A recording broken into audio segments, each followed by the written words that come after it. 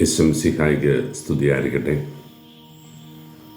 വിശുദ്ധ ലൂക്കായുടെ സുവിശേഷം 15-ാമത്തെ അധ്യായത്തിലെ 11 മുതൽ 32 വരെയുള്ള തിരുവചന ഭാഗമാണ് നാം ഇന്ന് ധ്യാന വിഷയമാക്കുന്നത്. ലൂക്കാ സുവിശേഷം 15-ാമത്തെ അധ്യായം യേശുനാഥൻ അനുതാപത്തെക്കുറിച്ച് നമ്മെ ഓർമ്മിപ്പിക്കുന്ന 3 കഥകളുടെ ശേഖരമാണ്. ആദ്യത്തെ കഥ നല്ല നഷ്ടപ്പെട്ടു പോയ ആടിൻ്റെ കഥയാണ് എങ്കിൽ, രണ്ടാമത്തേത് നഷ്ടപ്പെട്ടു പോയ നാണയത്തിൻ്റെതാണ്. മൂന്നാമത്തെ കഥയാണ് ഇന്ന് നമ്മൾ വചനവിചിന്തന വിഷയമാക്കുന്ന ധൂർത്തപുത്രൻ്റെ ഉപമ. നഷ്ടപ്പെട്ടലുകളും തിരിച്ചു കിട്ടലുകളുമാണ് ഈ 3 കഥകളിലെയും പ്രമേയം. രണ്ടാമത്തെ കഥയിൽ നഷ്ടപ്പെട്ടു പോയ നാണയത്തിന് വേണ്ടി വല്ലാതെ തിരയുന്ന, കഷ്ടപ്പെടുന്ന, അതിൻ്റെ വിലയറിഞ്ഞ് അതിനു വേണ്ടി മെനക്കെടുന്ന ഒരു വീട്ടമ്മയെയാണ് അവതരിപ്പിക്കുക. നമ്മുടെയൊക്കെ ജീവിതത്തിൽ ദൈവത്തിൽ നിന്ന് അകന്നു പോകുന്ന ഒരുപാട് മക്കൾ നമ്മുടെ കുടുംബങ്ങളിലും നമ്മുടെ ഇടവകയിലും നമുക്ക് ചുറ്റുമൊക്കെയുണ്ട്. അവരിലേക്ക് നമ്മുടെ കണ്ണുകളൊന്ന് വായിക്കണമെന്ന്, അവരെ ചേർത്ത് ദൈവത്തിൻ്റെ ആലയിൽ എത്തിക്കലാണ് നമ്മുടെ കടമയെന്ന് തിരിച്ചറിയാനാണ് ആ ഉപമ. 1ഉം 3ഉം കഥകൾ തമ്മിൽ വലിയ ആത്മബന്ധമുണ്ട്. 2 കഥകളിലും പ്രമേയമായിട്ട് തീരുന്നത് കുഞ്ഞാടും ധൂർത്തപുത്രനുമാണ്. 2 കഥകളിലും നല്ല ഇടയനുണ്ട്, നല്ല അപ്പനുണ്ട്. ഇടയനെ തേടിയിറങ്ങുന്ന, ആടിനെ തേടിയിറങ്ങുന്ന ഇടയനെയും ധൂർത്തപുത്രൻ്റെ വരവ് കാത്തിരിക്കുന്ന അപ്പനെയുമാണ് വചനത്തിൽ നമ്മൾ കണ്ടെത്തുന്ന മറ്റു 2 കഥാപാത്രങ്ങൾ. പക്ഷേ ഈ 2 കഥകൾ വരികൾക്കിടയിലൂടെ നമ്മളെ ഓർമ്മിപ്പിക്കുന്ന വലിയൊരു യാഥാർത്ഥ്യം, നഷ്ടപ്പെട്ടു പോയ ആടിന് ഇടയനെ കണ്ടെത്താനാവുക, അല്ലെങ്കിൽ നഷ്ടപ്പെട്ടു പോയ ആടിനെ ഇടയന് കണ്ടെത്താനാകുന്നത് ഇടയൻ രാത്രി മുഴുവൻ അന്വേഷിച്ചതുകൊണ്ട് മാത്രമല്ല. ആ അന്വേഷണത്തിൻ്റെ ഇടയിൽ ചെവിയോർത്ത് കാതോർത്ത് തൻ്റെ കുഞ്ഞാടിൻ്റെ സ്വരം കേൾക്കാൻ കൊതിക്കുന്ന ഒരു ഇടയൻ്റെ ചിത്രം കൂടിയുണ്ട്. ഉറക്കെ വിളിച്ചു കഴിയുമ്പോൾ കുഞ്ഞാട് കരയും ഉറക്കെ. ആ കരച്ചിലിൻ്റെ ദിക്ക് തിരിച്ചറിഞ്ഞിട്ടാണ് ഇടയൻ ആടിൻ്റെ അടുക്കൽ എത്തിച്ചേരുക. ആടിനൊരു റോളുണ്ട്, ഉറക്കെ കരയാനുള്ള ഒരു റോള്. ഇന്ന് നമ്മൾ വായിച്ചു കേട്ട തിരുവചന ഭാഗത്ത് ധൂർത്തപുത്രൻ്റെ റോള് ഇത് തന്നെയാണ്. ധൂർത്തപുത്രൻ അപ്പൻ്റെ ഭവനത്തിൽ നിന്ന് ഓഹരി ശേഖരിക്കാൻ ചെന്നപ്പോൾ അപ്പൻ മറുവാക്കൊന്നും പറഞ്ഞില്ല, തരില്ലെന്ന് പറഞ്ഞില്ല, എല്ലാം കൊടുത്തു വിട്ടു. അവൻ ആവശ്യമായതും അവൻ അർഹിക്കുന്നതുമെല്ലാം ഭാഗം ചെയ്ത്, ഉടമ്പടി ചെയ്ത് അവൻ്റേതാക്കി മാറ്റി. അവനതെല്ലാം വിറ്റ് ദൂരദേശത്തേക്ക് പോയെന്നും ധൂർത്തടിച്ച് അത് നശിപ്പിച്ചു എന്നും വചനം പറയുന്നു. ഈ സുവിശേഷ ഭാഗത്തിൻ്റെ അവസാന ഭാഗത്ത് പ്രത്യക്ഷപ്പെടുന്ന മൂത്തപുത്രനാണ് ഈ പണം അവൻ ദുരുപയോഗിച്ച വഴികളെക്കുറിച്ചുള്ള ഒരു സൂചനയൊക്കെ നൽകുന്നത്. അതൊരു ആരോപണം എന്നതിനപ്പുറത്ത് നമ്മുടെ മുമ്പിൽ മറ്റ് തെളിവുകളുടെ അടിസ്ഥാനത്തിലല്ല. വേശ്യകളോടൊത്ത് നിന്റെ പണം ധൂർത്തടിച്ച, നിന്റെ സ്വത്ത് ധൂർത്തടിച്ച അവൻ തിരിച്ചു വന്നപ്പോൾ അവനെ നീ സ്വീകരിച്ചോ എന്ന മൂത്തപുത്രൻ്റെ ചോദ്യമാണ് നമ്മുടെ മുമ്പിലുള്ള ഏക തെളിവ്. പ്രിയപ്പെട്ടവരെ, നമ്മൾ തൽക്കാലത്തേക്ക് ഈ മൂത്തപുത്രനെയും ഈ നല്ല അപ്പനെയും ഒക്കെ ഒന്ന് മാറ്റി നിർത്തിയിട്ട് ധൂർത്തപുത്രനെ തന്നെ നമ്മുടെ പ്രമേയമാക്കി മാറ്റണം. കാരണം ഈ ധൂർത്തപുത്രൻ ഈ കഥയിലെ നായകനാണ്. അവൻ്റെ റോള് ചെറുതല്ല. അവൻ അപ്പൻ്റെ ഓഹരിയിലായി ലഭിച്ച സ്വത്ത് മുഴുവൻ വിറ്റ് ആ സ്വത്തുമായി ദൂരദേശത്തേക്ക് പോയി. അവനൊരുപക്ഷെ അതുകൊണ്ട് വ്യാപാരം ചെയ്തിട്ടുണ്ടാകും, ഒരുപക്ഷെ അവൻ കൃഷി ചെയ്തിട്ടുണ്ടാകും, അല്ലെങ്കിൽ മറ്റെന്തെങ്കിലുമൊക്കെ രീതിയിൽ ധനം വർദ്ധിപ്പിക്കാനുള്ള പദ്ധതികൾ അവൻ ആവിഷ്കരിച്ചിട്ടുണ്ടാകും. എല്ലാം പൊളിഞ്ഞു, മൊത്തത്തിൽ തകർന്നു. അവൻ മോങ്ങാനിരുന്ന നായയുടെ തലയിൽ തേങ്ങ എന്ന് പറയുന്നത് പോലെ അവൻ്റെ കയ്യിലുണ്ടായിരുന്നതെല്ലാം നഷ്ടപ്പെട്ടപ്പോൾ ആ ദേശത്തൊരു ക്ഷാമം കൂടി വന്നു. കഥ ഈ ധൂർത്തപുത്രനെ എത്തിച്ചു നിർത്തുന്ന സ്ഥലം പന്നിക്കൂട. പന്നിക്കൂടെന്ന് വെച്ച് കഴിഞ്ഞാൽ പഴയ പന്നിക്കൂടൊക്കെ നമ്മുടെ വീടുകളിലുള്ളതൊക്കെ നമുക്കറിയാം. വൃത്തികെട്ടൊരു സ്ഥലം, ദുർഗന്ധം ഒഴിയാത്ത സ്ഥലം. പന്നിയെ വളർത്തിയിരുന്നതിൻ്റെ ഉദ്ദേശമൊക്കെ എന്താണെന്ന് ഞാൻ പറഞ്ഞു തരാതെ ഇവിടെ ഇരിക്കുന്ന കാർന്നോമാർക്കെങ്കിലും തിരിച്ചറിയാനാണ്. ചീഞ്ഞളിഞ്ഞ ഒരു സ്ഥലം. അവിടെ ധൂർത്തപുത്രനെത്തി. ആ പന്നി തിന്നുന്ന തവിട്, കൂട്ടിക്കിടക്കുന്ന പന്നിക്ക് എന്ത് ഭക്ഷണമാണ് നമ്മൾ കൊടുക്കുന്നതെന്ന് നമുക്കറിയാമല്ലോ. ചക്കയും കപ്പയും മാങ്ങയും കിട്ടുന്നതെല്ലാം വെട്ടി അരിഞ്ഞ് ഇടും. അത് ചെളിക്കകത്ത് നിന്ന് പൂഴ്ത്തി ഒരു ഓളം വെച്ച് ബഹളം വെച്ചൊരു കുഴമ്പ് പരുവത്തിലാണ് അവൻ കഴിക്കണേ. അങ്ങനെ അവൻ കഴിക്കുന്ന തവിടെങ്കിലും കിട്ടിയിരുന്നെങ്കിൽ നന്നായിരുന്നു, എൻ്റെ വിശപ്പടക്കാമായിരുന്നു എന്ന് കൊതിക്കുന്ന വലിയ വീട്ടിലെ അച്ചായൻ്റെ മകനാണ് ഈ ചാണകത്തറയിൽ പന്നിക്കൂട്ടിൽ ചെന്ന് കിടക്കുന്നത്. പ്രിയപ്പെട്ടവർ, ഈ പന്നിക്കൂടെന്ന് വെച്ച് കഴിഞ്ഞാൽ ഒരു മനുഷ്യൻ്റെ ജീവിതത്തിൻ്റെ അധപ്പതനത്തിൻ്റെ ഏറ്റവും താഴ്ന്ന സ്ഥലമാണ്. ഇനി താഴോട്ട് പോകാനൊന്നുമില്ല. ഏറ്റവും താഴെ തകർച്ചയുടെ പ്രതീകമായിട്ടവൻ മാറി, തകർച്ചയുടെ മറുവാക്കായിട്ടവൻ മാറി. ആ പന്നിക്കൂട്ടിൽ വെച്ച് അവന് വിവേകമുണ്ടാകുന്നു, തിരിച്ചറിവുണ്ടാകുന്നു, സുബോധമുണ്ടാകുന്നു.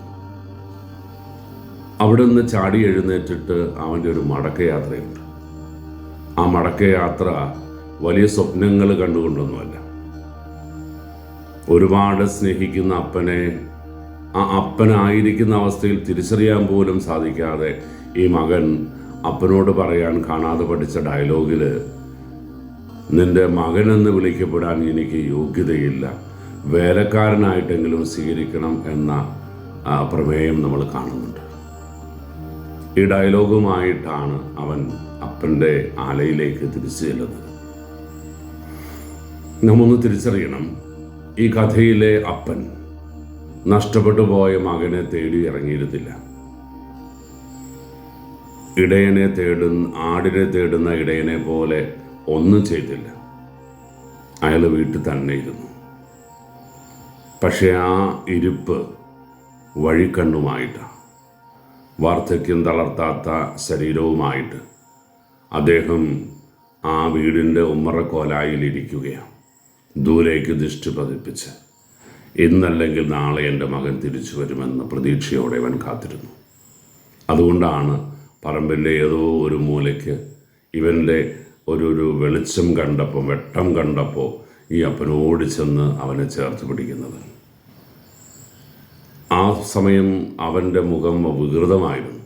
തടിയും മുടിയുമൊക്കെ നീട്ടി വികൃതമായൊരു രൂപം, ചീഞ്ഞളിഞ്ഞ മുറിവുകൾ, ജടപിടിച്ച മുടി, കീറിപ്പറിഞ്ഞ് ചന്നം ഭിന്നമായ വസ്ത്രങ്ങൾ. ഒരു ഭിക്ഷാടകൻ്റെ അവസ്ഥയെക്കാലം ദയനീയമായി പന്നിക്കൂട്ടിൽ നിന്ന് എഴുന്നേറ്റ് വരുന്ന ഒരു വൃത്തികെട്ട ജന്മം. അവൻ ഈ ഡയലോഗൊക്കെ പറഞ്ഞപ്പോൾ ഇത് പോയി കുളിച്ചിട്ട് വാടാ എന്നല്ല, ഈ അപ്പൻ അവനെ ചേർത്ത് പിടിക്കുക, മാറോട് ചേർത്ത് പിടിക്കുക. അവൻ പറഞ്ഞ ഡയലോഗൊന്നും അപ്പൻ കേട്ടില്ല. അപ്പൻ കേട്ടതൊന്നും അപ്പൻ്റെ മനസ്സിലേശിയില്ല. വേലക്കാരനായിട്ട് സ്വീകരിക്കണമെന്ന് പറഞ്ഞപ്പം ഒരുപക്ഷെ വിതുമ്പിക്കൊണ്ട് അപ്പൻ പറഞ്ഞിട്ടുണ്ടാകും, നീ വേലക്കാരനല്ലടാ എൻ്റെ പൊന്നുമോന. ആ മടക്കത്തെക്കുറിച്ച് വചനം നമ്മളെ ഓർമ്മിപ്പിക്കുന്നത് ധൂർത്തടിക്കുന്ന പിതാവെന്നാണ്. സ്നേഹം വാരിക്കോരി കൊടുക്കുക.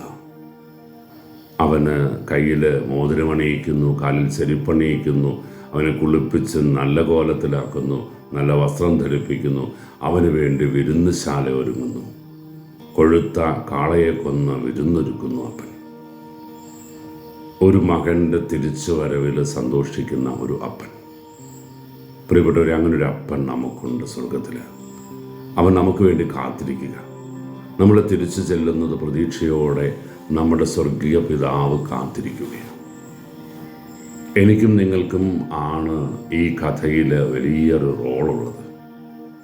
ഒന്നാമത്തെ റോള്, ഞാൻ ധൂർത്തപുത്രനാണ് എന്ന്, ഞാൻ നഷ്ടപ്പെട്ടവനാണെന്ന്, ഞാൻ പന്നിക്കൂട്ടിലാണ് എന്ന് തിരിച്ചറിവാണ്. ഇന്ന് നമ്മളൊക്കെ ജാടയുടെ ആൾക്കാരാണ്.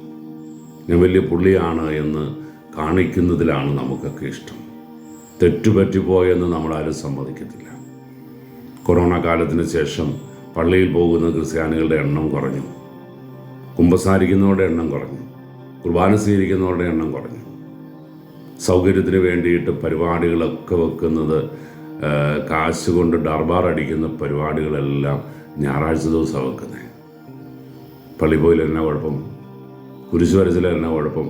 കുമ്പസാരിച്ചില്ല ആരാ ചോദിക്കാനുള്ളത്? നമ്മൾ വല്ലാണ്ട് അങ്ങ് മാറിപ്പോയി. പ്രിയപ്പെട്ടവരെ, ഇവിടെയാണ് ഈ ധൂർത്തപുത്രൻ്റെ റോള് നാം തിരിച്ചറിയുന്നത്. അവന് ആ പന്നിക്കൂട്ടിൽ എത്ര ദിവസം വേണേലും കഴിയായിരുന്നു. ഒരുപക്ഷെ അവിടെ ഈ പന്നിക്കൂട്ടിൽ കിടന്നവൻ മരിക്കുമായിരുന്നു. പക്ഷെ അവൻ എഴുന്നേറ്റുള്ളൊരു മടക്കയാത്ര. ഹീബ്രുവിൽ സുബ് എന്ന ഒരു വാക്കുണ്ട്.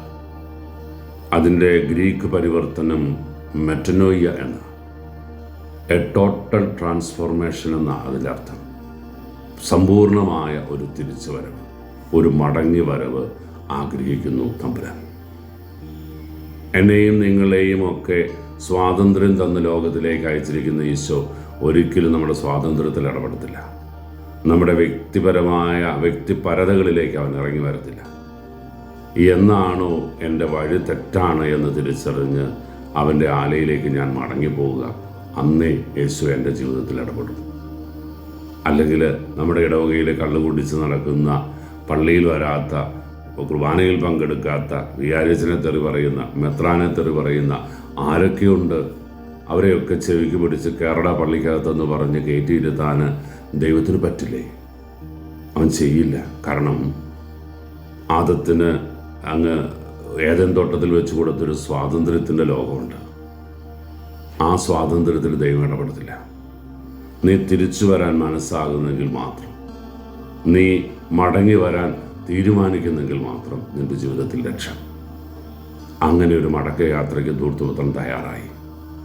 അവൻ്റെ മുമ്പിൽ എളിമപ്പെടുന്നതിൽ, ചെറുതാകുന്നതിൽ, അവൻ ചെറുതാണ്, പക്ഷെ ആ തിരിച്ചറിവോടുകൂടി അവൻ്റെ മുമ്പിൽ ഒന്ന് പ്രണമിക്കാൻ, ആ പാദം തൊട്ടൊന്ന് വന്നിച്ച് എന്നെ വേലക്കാരനായിട്ടെങ്കിലും സ്വീകരിക്കണമേ എന്ന് പറയാൻ കാണിക്കുന്ന ഒരു ചെറുതാകലുണ്ടല്ലോ, അത് നമുക്ക് അനിവാര്യമാണ്. നമുക്കതും വേണം. ഈ മടക്കയാത്ര, ദൈവസന്നിധിയിലേക്കുള്ളൊരു യാത്ര, അത് സാധിക്കുന്നില്ല എങ്കിൽ പ്രിയപ്പെട്ടവരെ, നമ്മളൊക്കെ നഷ്ടങ്ങളുടെ കഥ പറയുന്നവരായി മാറും. ധൂർത്തപുത്രൻ്റെ കഥ ട്രാജഡി ആകാമായിരുന്നു. ഇവൻ തിരിച്ചു ചെന്നില്ലായിരുന്നെങ്കിൽ. തിരിച്ചു ചെന്നപ്പോഴാണ് അത് ശുഭപരിവസായിയായ ഒരു കഥയായിട്ട് തീരുന്നത്. എനിക്കും നിങ്ങൾക്കും ഒരു റോളുണ്ട് പ്രിയപ്പെട്ടവരെ.